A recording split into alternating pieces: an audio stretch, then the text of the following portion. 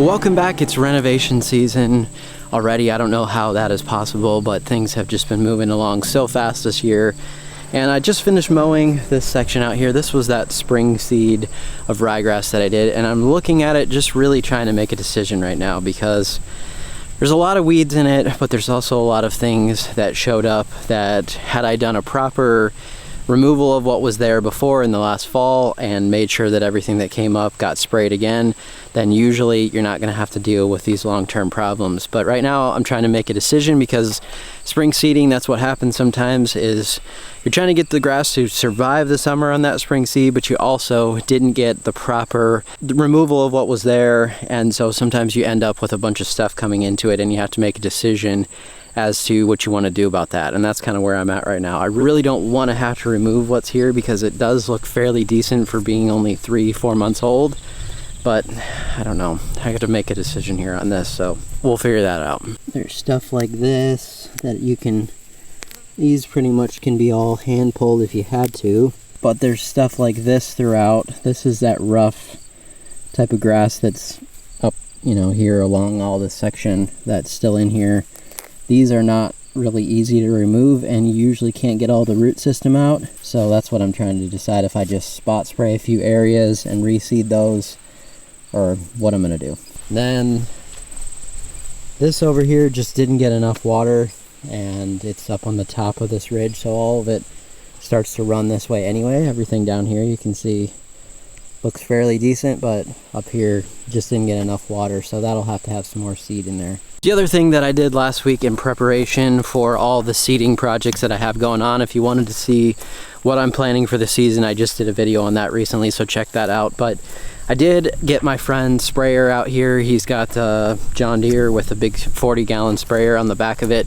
So I did get that out here, and I spent the better part of a day spraying out the areas that I needed to. You can see behind me here, everything is really starting to turn and look good in terms of that initial spray. So we'll see if I miss some spots. I can always hand fix those with a sprayer, and we'll see if I need to do another blanket or not, but hopefully I can just take care of anything that I missed, anything that comes up just kind of as a spot spray, and I'll be able to come in here and get some seed going in this in maybe a couple weeks. So this ryegrass section over here is still recovering from the scalp that I did, but it's getting better. And actually I left it for the weekend and haven't really had any water on it in our hottest period, which got to 113 for the heat index this weekend. So this is obviously out in full sun, and coming and checking it out today, it doesn't honestly look that bad, so that's good. Probably going to get a quick mow on this and get some water on it yet at some point today, but the recovery is looking pretty good.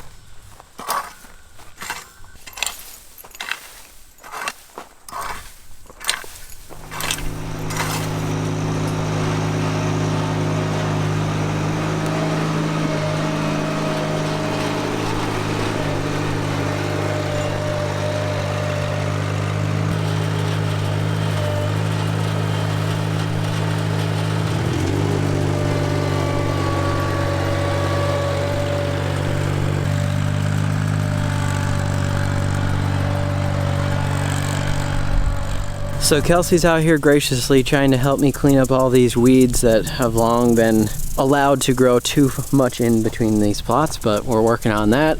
Gonna get all this stuff cleaned up so that I can get some weed fabric down in between those and probably put some wood chips on. We're still trying to decide on that too. But using the Ventrac now to clean up some of this stuff so I don't have to do it all by hand and try to put it in some sort of dump cart or something. I can just use the bucket.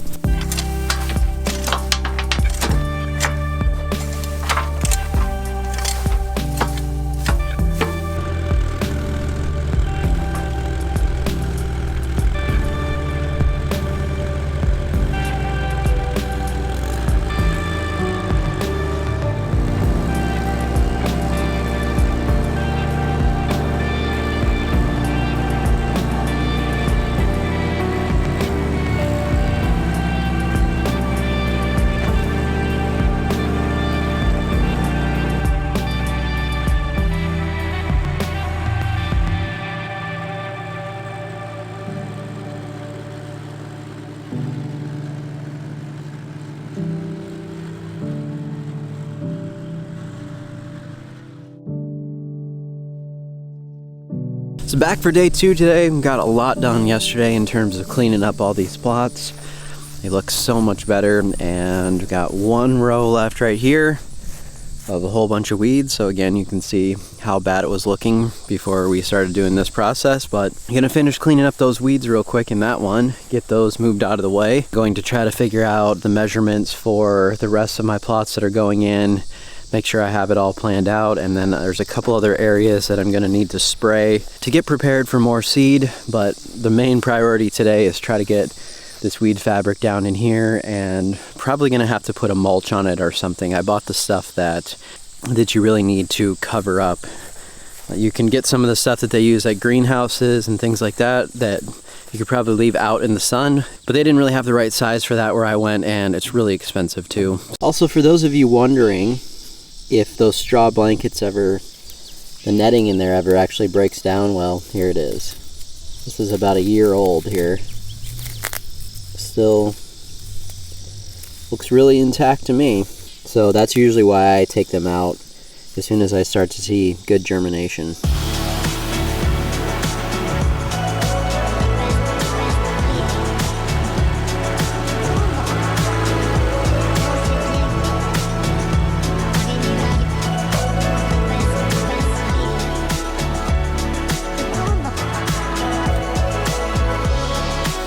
Things do not like to be picked up very easily. A lot of root structure in those things with how big they were.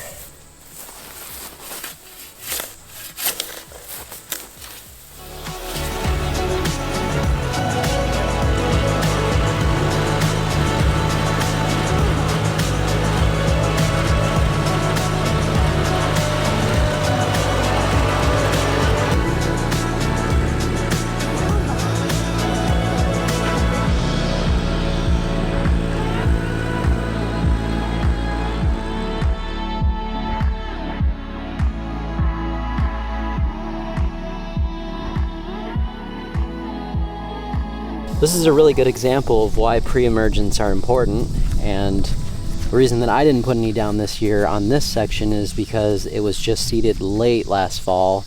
Some of the areas, specifically the bluegrass, were definitely not ready for pre-emergent this spring, and the rest of them I just wanted to get as mature as possible. But you can see just how invasive crabgrass and foxtail will become.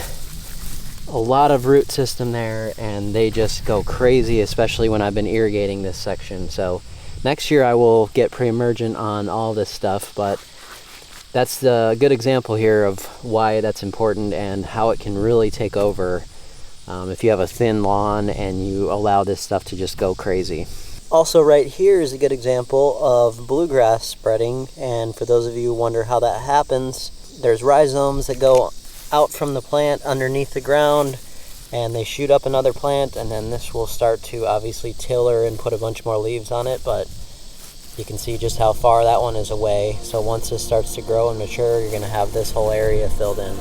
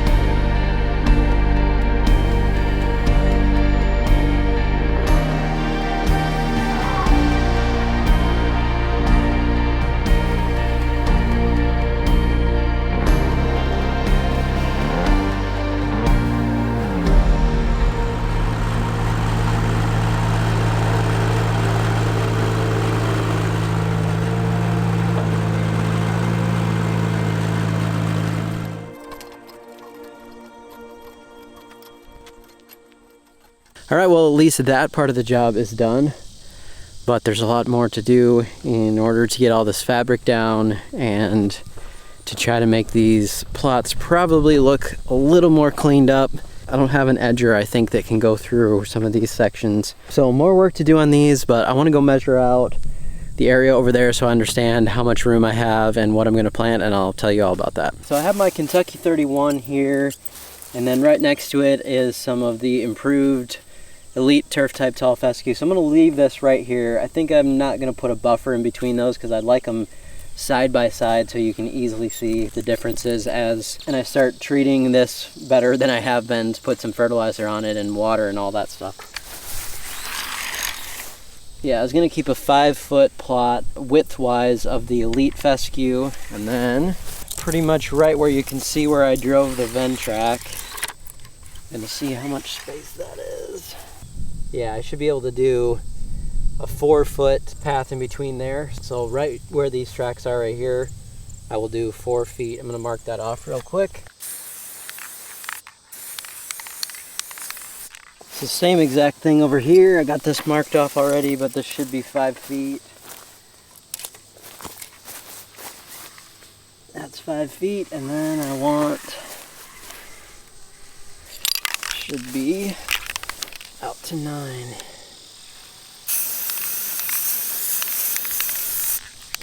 Looks like down there at that stake, it's about 5 feet from the driveway to the edge of that stake. So I marked out 5 feet here. This is just going to be a buffer zone that I'll keep this grass in here. And eventually, if I decide it would look better with wood chips or something, I can have this area in between here. But I'm going to do wood chips on the driveway section there in the back, and then I think I'm going to leave this buffer zone of fescue. And then we get into the plots right here. So I need to figure out how much room I have and how many plots I want to do. This is going to be the real mowing plot section. So it looks like to me, where I got that marked off where the first real mowed plot will start, I've got 22 feet over to this area that I marked off. So basically where I'm standing right now, I've got 40 feet of length and 22 feet across of grass that's here that I can just make into whatever real mowed plots that I want. So I need to figure out how many I'm going to do. For sure I'm going to do the grass types, so Kentucky bluegrass, tall fescue, probably fine fescue, and then of course perennial rye. So there's at least 4. I just need to make sure I have everything figured out in case I want anything else to test in here as far as real mowing goes. This is the Kentucky 31. Over here I'm planning to do some buffalo grass. I think I'm going to put that right next to it, so that'll be there. In this section right here that's all sprayed out, I'm going to put in my other plots that I told you about in one of the last videos. Some micro clover. I'm going to do fine fescue in full sun at probably more of a normal height, so not the real mowed thing. And then we'll do probably some clover mixed with a grass type. I'm going to probably try that.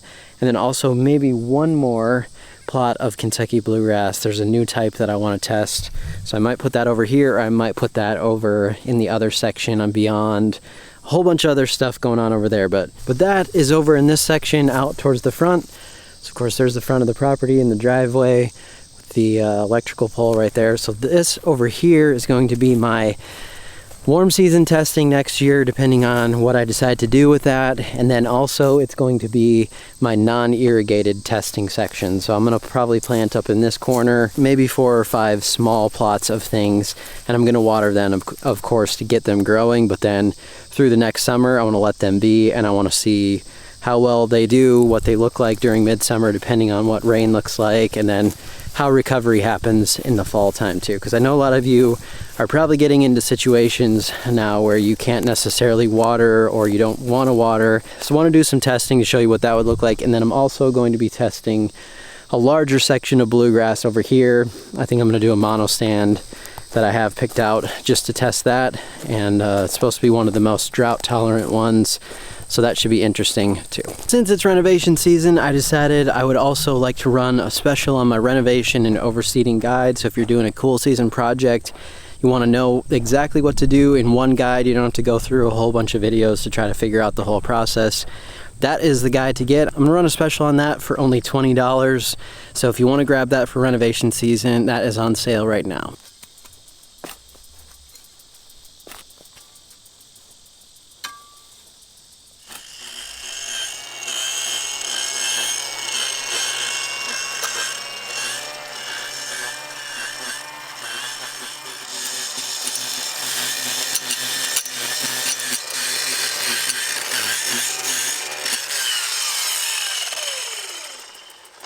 I think maybe actually just a string trimmer would work better in that situation, because I don't want to dig in very far down into the soil. I mean some of these do need to get straighter, in which I would need to dig part of that out, but the rest of these that I just want to put a nice edge on the side, I don't really want to dig in, and it's hard to do that with this stick edger, because in order to hold it steady you kind of need to hold it down with pressure, and then that's going to want to go into this loose sandy soil pretty easily. So I might need to just try a regular trimmer along there up on its edge and try that in order to get just a clean cut. Plenty more work to do on these plots, and of course my seeding will be coming up. I'll be taking you along for everything that I'm doing, so stay tuned for that. Thanks so much for watching. See you next time.